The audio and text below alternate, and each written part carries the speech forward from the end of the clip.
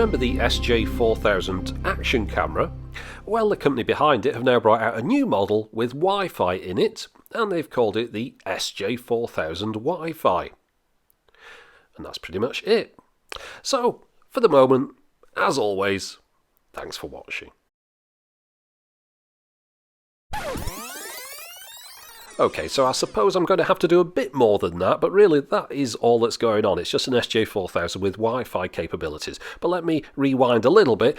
Early 2014 I reviewed the SJ4000. This is it. I've still got my original one from back then. Compared to the new model, notice the new one says SJ Cam on it at the bottom right. Now they're both made by the same people, and there's a bit of confusion over this because some people are starting to make fakes of the SJ4000, believe it or not, and people are buying these in error. The original one is made by Shenzhen Hongfeng Century Technology Co Limited, the kind of name that trips off the tongue, so you can understand why they've come up with a brand, SJ Cam. They've started putting that on their cameras so that you know you're buying one of theirs and not one of these fake ones. Now, I'm not saying that every SJ4000 that's missing that SJ Cam stamp is a fake. After all, mine doesn't have it on and it's a real one. But you might be buying old stock, so just to be on the safe side, look out for ones with the SJ Cam logo. Now, if the knockoff manufacturers haven't sufficiently muddied the water, there's extra confusion out there because there's now a company that's advertising an SJ5000 camera. So people immediately think, brilliant, it's the follow-up to the SJ4000. More numbers, got to be better. Well, no. Let me explain a little bit about numbers. They can be used by pretty much anyone. For example, this is a Citroen C5 and this is a Sinclair C5. It's not unusual for people to reuse number ranges. It's probably pretty hard to copyright them. So the SJ5000 is nothing to do with the SJ4000. It's a different manufacturer and the name has just been chosen so as to deceive people that think it's the new model in the SJ range. Again, if a new model comes out in the SJ range called an SJ5000, it'll have SJ Cam stamped on it.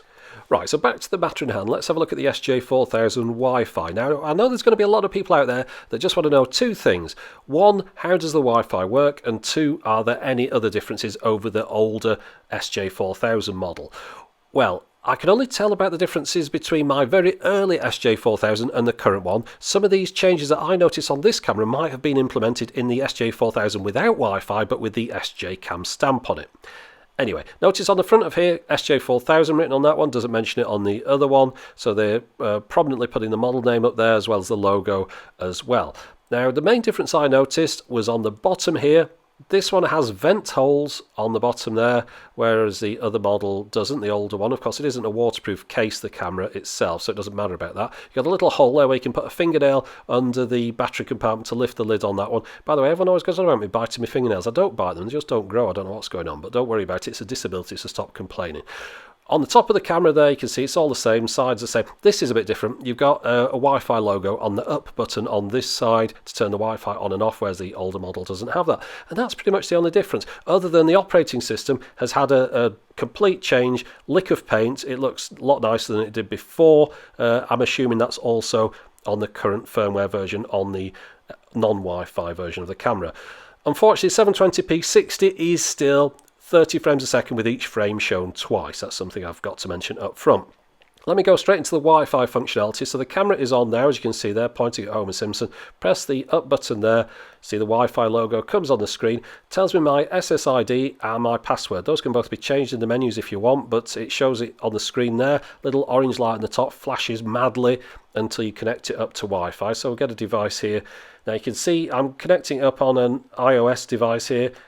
There's the SSID. Click on that. And I've already put the password in, which is 123456788. It's already connected up. This is the piece of software you need to download. If you go on the Apple App Store thingamajig, look for SJ Cam, and that'll download that. This is it now. So we're connecting up. We've got the Wi-Fi connected. We've loaded the app. As you can see, connecting up, the yellow light on top of the camera stopped flashing madly, so it's connected. And now we can see live on the screen what the camera can see. Now look, there is a bit of a lag. I'll just demonstrate that now with this extreme close-up Mr. Bean type photography. So see, there's a bit of a lag. People think you can remote control aircraft and things with these. You can't. There's a lot of lag, and also it doesn't go very far, just a few feet really.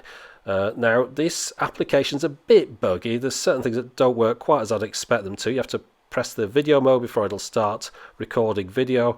And now if I press that button, you can see it does start recording. The light on top of the camera is flashing accordingly, and as you can see it's recording on screen. I think the lag gets a little bit worse, which is what I'm demonstrating now when it's recording, because it's doing a couple of things at once. So stop the recording there. I'll move across into the photo mode, which is the press the picture of a camera on the right hand side. Notice some of the spelling mistakes on these. Successed. It's a little bit ropey around the edges. This application needs a few updates, I think.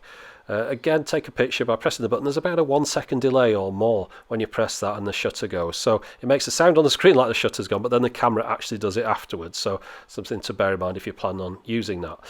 Right, so we'll go back to the video mode. It went blank then for some reason. Don't know why. Again, probably one of the bugs in the application. Now, if we go in here, we can see all the settings that are available on the camera. They're all the same ones that you get on the menu on the back of screen of the camera. Nothing new in here, but you can change them over Wi-Fi if that's the kind of thing you wanted to do. And then the last icon is the one on the left-hand side here. If we press that one, that gets into the playback menu where we can download or playback clips that are recorded on the camera. Now notice I've got no thumbnails. I've got no idea what any of these are. I've just got a file name, which includes the date, of course, because I set that in the camera earlier on. So I'm going to find one which I think I know is me out on the motorbike. So I'll click that, and if we click on the left-hand side, that actually streams it from the camera to the phone over Wi-Fi. So you're watching a streaming video. It looks alright actually. It doesn't seem to be doing too bad a job there. Now the next bit I'll show you what happens if you want to download one of these. So you've got a couple of icons on the right hand side. We've got a trash can or a bin next to a download button. You don't really want to press the wrong one of those. Those are a little bit too close together for comfort if you ask me. But anyway, we'll press the download button. Now for ages I thought nothing was happening. I thought this was broken. But I was wrong. You've got to look very closely. Look at the top here on the line, just below where it says main menu. You can see a little blue line moving across. I'll move that down so you can see it a bit easier. See it there moving from the left to the right very slowly. That's downloading it to the phone. That's the progress indicator. Again, could do with a bit of an update, this app. So I'm going to find something now which is a bit smaller than that, because that was going to take forever. That was like a, I don't know, 10-minute clip or something. So pressing the down button now, and you can see it moving across at the top. We'll move forward in time a little bit, because we're not going to sit here all this time. I'm sure you got things to do. So there we go. We've just finished, and it just gets to the right hand side, and that's it. No sort of done or thanks or any of that kind of stuff. But it has moved it into my Photos app, so we can have a look in there. Click on that one, and that's the video that I've just downloaded to the phone. Now, of course, once it's in there, you can do all sorts of things. You can edit it or put effects on, I suppose, all that kind of stuff. So that's why people might want to transfer things wirelessly. I know there's a lot of people out there that don't have computers and just use a phone or just use a tablet. So, of course, this is one way that they can get the footage across onto their device. Now, on an Android device, I've got a Nexus 7 here. I've got the same thing. I've loaded up the application, downloaded it from the Google Play Store. A little bit better on this one because you can just tap the Wi-Fi at the beginning and connect. It doesn't mean that you have to jump out of the application to do it. So that's a better feature that Android lets you do. It takes a little bit longer to connect up to this, but then again, this is a bit of an older device. I noticed the lag seemed a bit more here. Seemed even slower than the other one. Now remember, these screens really are not for showing things live. They're just for really framing things, so it's perfectly adequate for that. Now, if you want to play anything here, you press the thing on the left. Notice we've got a percent counting up, a little red percent overlaid on that thing. A bit bad design, that really, but it's counting up. It doesn't want me to play immediately. Once it finally gets to 100%, it then says download, which is weird. If I tap it, it then plays it out of my sort of video app. I don't quite understand this. The one on the right doesn't seem to do anything. So does that mean the one on the left downloaded it? Rather than played it. Anyway, it needs a bit of work, this application, but you get the idea. They both do pretty much the same thing. So for some people, that's all they'll need to know about this camera. And if you want to buy one, there's a link in the video description. You'll also find links to downloadable clips up there as well. So for the rest of us, let's go through this camera in a bit more detail. So as you can see on the box, it mentions the model number and the name. On the back of the box, there's the specs. Inside the box, we've got a load of accessories in here, as well as the camera in its waterproof case. We'll just tip all these out, and I'll just go through these pretty quickly because it's going to take a while with this amount. Let's start off with the camera itself. One thing I want to mention, Something a little bit weird here. As you remove the camera from the case, you'll notice there's a lot of film over various parts, protecting it from getting scratched. There's film on the back there, and notice the camera doesn't want to come out of the case there. It's kind of stuck to it. Now, you see on the front lens here, it's a glass lens, it's got a little protective bit on there that you can peel off. But notice there's another one inside it as well. Now, I think some people are probably going to miss this. That's why the camera's stuck. It's kind of stuck to that thing on the inside. So if we peel that one off as well, you can see it in there. That's what was holding the camera, because it's another little bit of film stuck to the glass. It kind of sticks to it. So if people leave that on, they're going to get some weird looking video. So make sure you remove that. Right, so let's have a look at the camera. There you go. It's got a 170-degree lens on the right, power button on the front. This side we've got a micro SD card slot, micro USB and micro HDMI. You'll need to supply your own SD card. Microphone at the top there as well, notice those three little holes right at the top, just above the slots there. We've got the screen on the back, and on the left hand side, two LEDs that tell you what's going on when you're charging or recording, that kind of thing. This side we've got a tiny little speaker there on the right, and we've got those up and down buttons, and as I mentioned before, the up button also doubles as the Wi-Fi on-off button. Little LED on the top there next to the OK button, which is your start-stop for recording. Those vents I mentioned earlier on the bottom next to the battery compartment. Now, one thing I don't like about this camera, it's got one of those buttons where you just tap it and it comes on straight away. So it's very easy to turn it on in your pocket by mistake. So if you just tap that, it comes on. I'd rather if you had to hold it down for like a second before it came on. But anyway, you can see now it's on. We've got a little splash screen, SJ4000, which is a new thing to me. The screen's nicely laid out, actually. You can see at the top left, we've got how much we can fit on the card, the video mode we're in, how long the loops are going to be, because I've set it to a loop, whether the mic's on or off, battery capacity, time and date at the bottom there. Now if we press the OK button, it starts recording. You can see a light flashing on the back here, as well as the indicator on the top of the screen there as well. Now I'll just stop it recording, so it's in standby at the moment. Then we can move through the different modes, press the power button just quickly, just tap it. It goes into photo mode, and you can see I can just take a photo by tapping the button on the top there. If I tap that front button again, we get into the playback mode where I can play back things I've recorded earlier on. Tap it again, we're in the setup menus. Now, see there's 6 screens of these, so I'm not going to go through everything in massive detail. I'll point out the important ones as I go through these. First off, let's look at the resolution. So we've got 1080p 30, which is the one I'm going to use throughout. We've got weird resolutions right down to VGA 640 by 480 and things all the way up to 1080p 30. But really, just use it in 1080p 30. There's no point really messing around with the other resolutions. 720p 60 is only 720p 30, and each frame is shown twice. Therefore, pointless. You might as well just use 720p 30 and use half the bit rate. And then these other things, I'm not really bothered about recording in those modes anymore. So that's the one I'm using throughout. Now, cyclic record, if you're going to use it as a dash cam in a car, you want it to loop over the memory card when it's full, and to do that you're going to have to record in these little segments, 3, 5, 10 minutes. If you switch it off, it will record 4 gigs or just over until the memory card is full, and it won't loop over. And that's what happened to my memory card. That was a 16 gig memory card and the battery ran out. Notice the bit rates of the files there, 15.25 megabits a second, variable bit rate, they're MOV files. That was a 1080p 30 mode. Right, next thing down, we'll skip through a few and just go to the date stamp. The date stamp can be turned on or off. That's the thing that shows at the bottom of the videos I'll be showing you. Capture mode, if you're taking photos, you can take a single photo or a photo every 3, 5 or 10 seconds. It'll keep taking those photos until the battery wears down or until the card's full, so you can do some simple time-lapse type photography. Now, image sizes. Only use the 2 megapixel one, which is that second one down there. All these other ones that are higher than that, waste of time. It's got a 2 megapixel sensor. Anything else, you're just creating larger files of the same quality. No point messing around with that at all. Just stick it in that 2 MHD mode all the time. Now we'll skip past some of these things like quality, sharpness, white balance and colour, and go over the page. And anti-shaking, that's just for photos. It doesn't work on video. It doesn't have a stabilizer for video.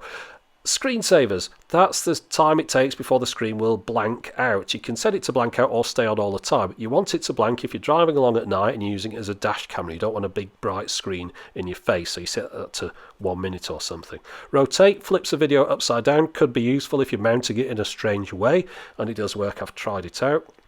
Car mode, if you switch that on, it'll automatically start recording when it receives power and stop when you pull the power out, which is useful for attaching it to your car power 12-volt adapter thingamajig. On-screen display mode, that's all the junk that appears on the screen about how long you've got left on it, your battery and all that. You can turn that on or off.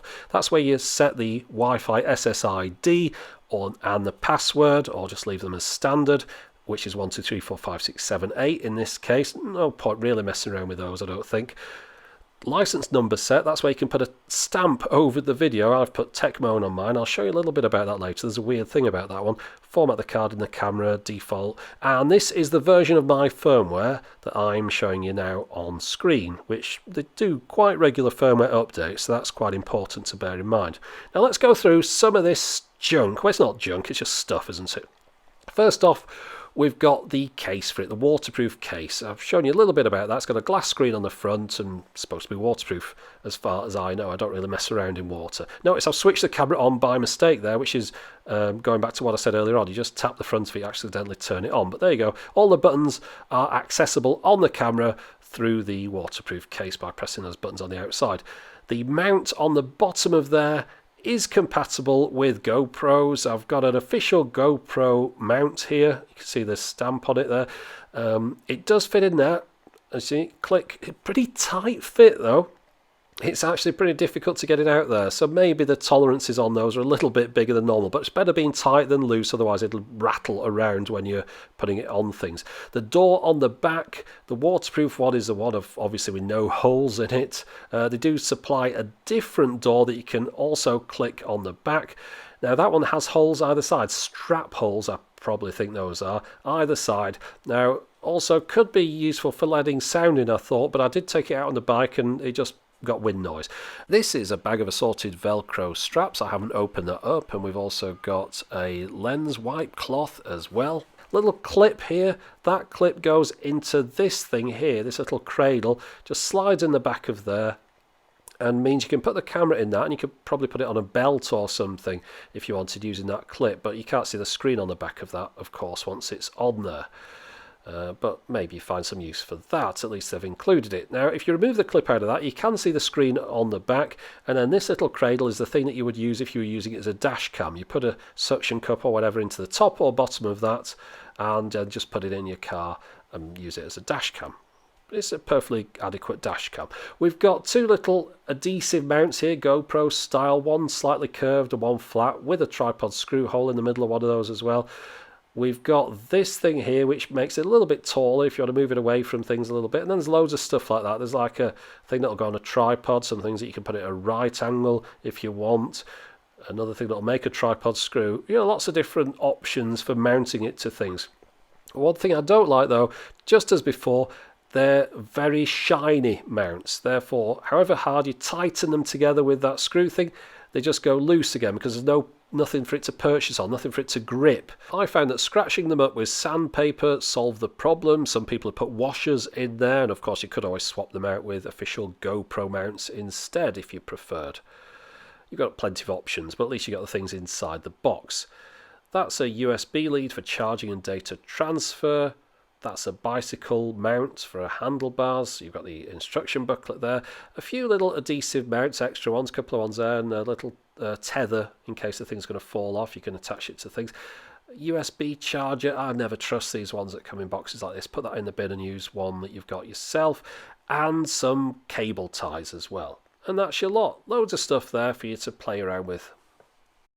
Now, using the supplied mounts, I put the camera on top of my motorcycle helmet, right on the top here. And then once the camera is clicked into that, you look like an absolute idiot. I felt like a fool driving around with this. It's alright if you're jumping out of a plane or something, but just driving down the road, that looked ridiculous, and I'm pretty sure everyone was looking at me. But anyway, let's have a look at some of the sample clips I shot, especially those on the motorbike. Read that on the screen now. Press pause if you're going to whinge about the quality of these, because that explains what's going on. Okay, so first off, here's a shot on my bike. Now I did this with the open back on it, the back with the slot holes in it for the air to get through. So just have a listen to what that does to the sound.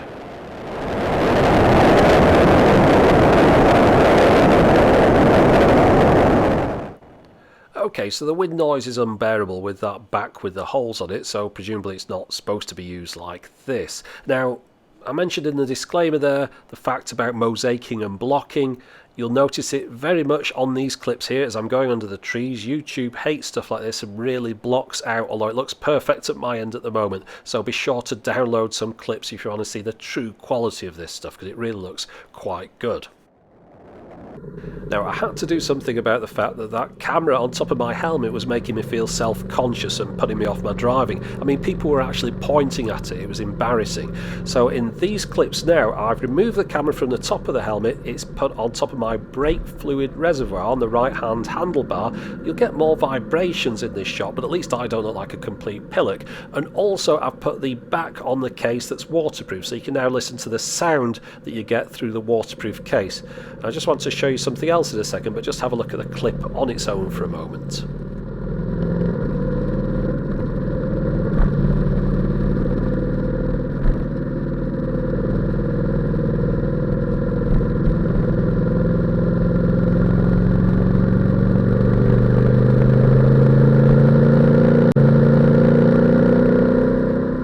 Now you should have noticed a jump in the sound and video there, and that was when one clip finished and the next one started. I'll show you it again in slow motion. So what's happening is this is clip number 1. Look for the tree on the right hand side and notice how it repeats itself a little bit. That's the next clip, including a few frames from the previous clip. So when you stitch them all together, you do get those jumps. And that might be a little bit irritating to some people. It's not a smooth transition. But as you can see from this video, it looks absolutely gorgeous. I've got my overlay at the bottom left there. Remember, I can switch that off if I want. But the video quality on this is excellent. To say it's mounted on the handlebars as well, it doesn't look like it's got too many vibrations. Now, I mentioned before that the camera can be used as a dash cam, and it functions perfectly well as this. It does a good job, just as good as many purpose-made dash cams. I can't imagine you really buying it for that purpose, but it's nice to know that it does it. One thing you'll have to do is supply your own mount for the windscreen. Even though it's got that little cradle, you'll need something to screw into it, perhaps a suction cup or something to attach it to your car windscreen.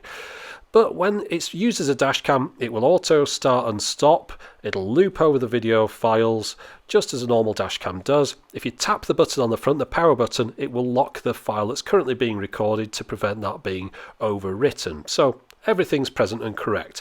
Now I'll show you some nighttime footage, and there's a slightly interesting fact about this one.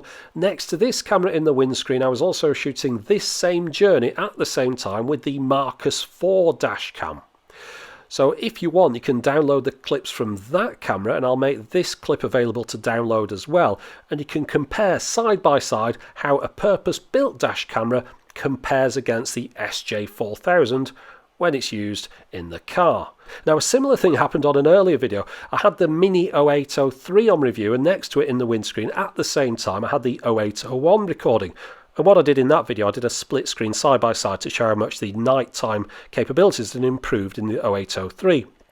Now, some weirdo on YouTube started claiming that I'd faked the footage. He must be one of these moon landing weirdos as well, because he was saying that the same things were in both shots. The same cars were parked in the same areas, and the same roadkill was outside the same buildings and things. I tried to explain, look, it was the same journey with two cameras side by side, but some people are beyond reasoning, the kind of people that you're probably better off crossing the road to avoid than engage in conversation. Anyway, he just kept ranting and ranting, so I had to press the ban button. But there are some proper nutbags out there, aren't there? You've really got to watch out on YouTube. There's a lot of psychopaths. Anyway, let's go on and look at some other footage that isn't about driving. So I've shot some footage out and about around Manchester. I'll start off with one of my traditional shots where you can work out how good the camera is at clarity when you read that text opposite, and also the field of view. This 170-degree lens gives a massive wide angle. But one thing I want you to look at is that stamp at the bottom where it says Techmoan. Watch what happens when I go to 720p 60 mode. I suddenly become Techloan, the disgustingly high interest rate online loan company. Don't know how that happened. I didn't change that. It's just a bug in the camera. Another thing, 720p 60, remember, just shows each frame from 720p 30 twice. It's not a true 60 frames a second. Now, in 720p 30 mode, I'm still Techloan at the moment, and those interest rates are increasing all the time. But again, just use 720p 30 mode or 1080p 30. No point using 720p 60. You're just using more data bandwidth, bigger file sizes for no additional benefit whatsoever. Now if I go back to 1080p 30 again, back to being Techmoan, which is a bit of a relief. Now I'll show you some indoor stuff that I took inside the Printworks, a notoriously sort of dark area which is enclosed. This camera again does an excellent job in here. Notice the wide angle lets me see right to the top from the floor, which is crazy. It gives that fisheye effect, that barrel distortion as well, which is something a lot of people don't like, but more on that later. Let's have a listen to some music.